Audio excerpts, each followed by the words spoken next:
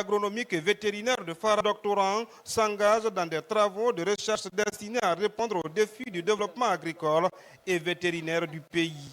Mais derrière cette dynamique, une réalité s'impose, l'absence d'infrastructures adaptées.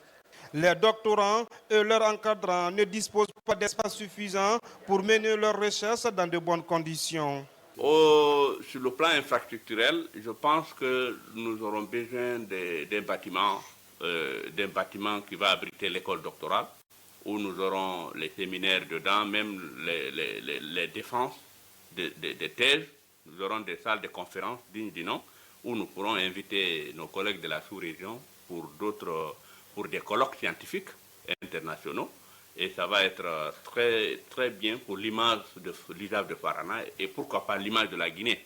Aujourd'hui, nous voulons passer d'une école doctorale nationale à une école doctorale internationale. Conscient de ces difficultés, le ministère de l'Enseignement supérieur et de la Recherche scientifique affiche sa volonté d'investir davantage dans les infrastructures universitaires.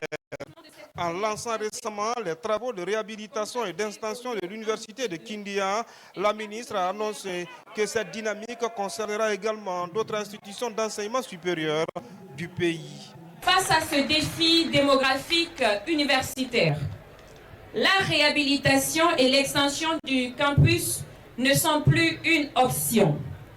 Elles constituent une nécessité absolue, une urgence nationale.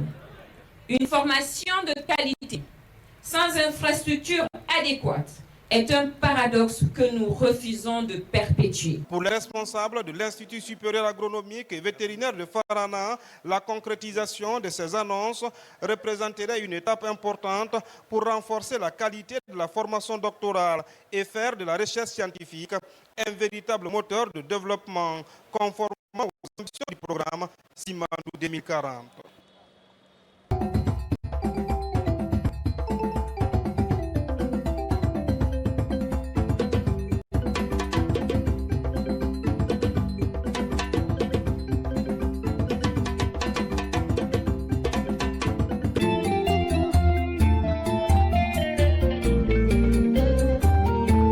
Simandou 2040.